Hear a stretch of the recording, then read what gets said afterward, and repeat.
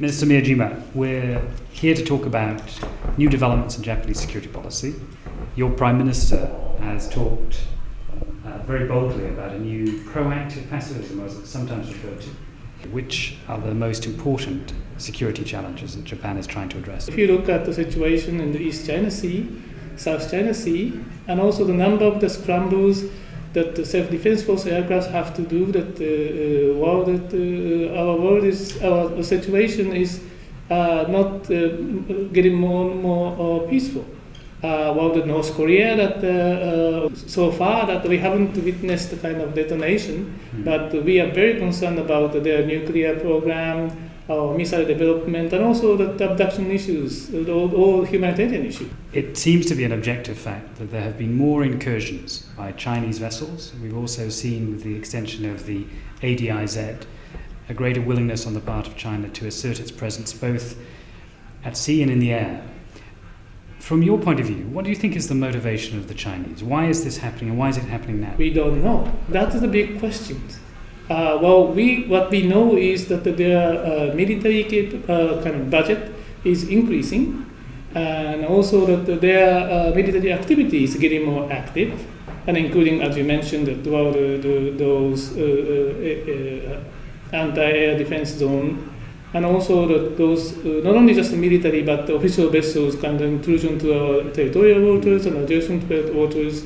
So given the very opaque nature of their budget or intention, we feel that this situation really causes a lot of concerns, not only for Japan but also for the region. Some very interesting new developments in terms of diplomacy between Japan and the DPRK on the important issue of Japanese abductees. Yes.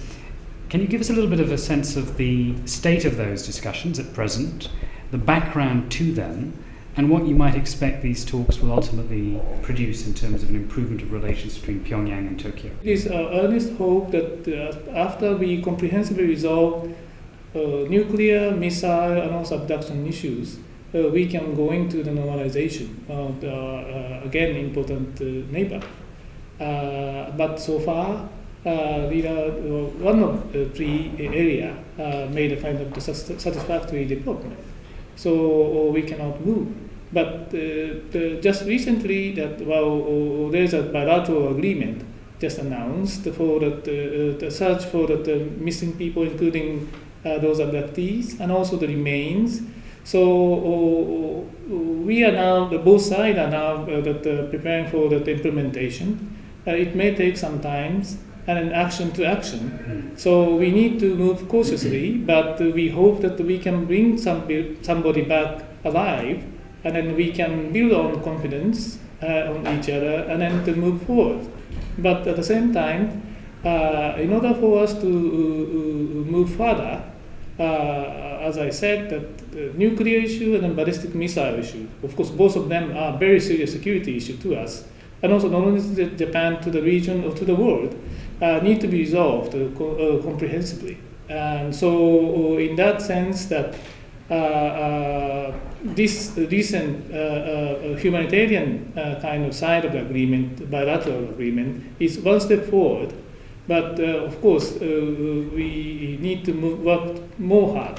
I think in Seoul and also Washington, that Japan's overture towards the DPRK to deal with this humanitarian issue, important as it is at a humanitarian level, runs the risk of dividing, if you like, the Western alliance.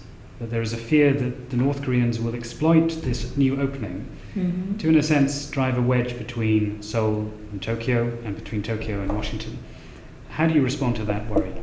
Well, that's why Japan, US, South Korea coordination is so important. And we really appreciate the fact that in The Hague, last March, those three leaders got together and discussed this very important common challenge on North Korea. So we should make sure that this kind of coordination will be well maintained, and then we should keep inform each other about the development, so that in the end that we have a good progress. Mr. Miyajima, thank you very much. Thank you very much.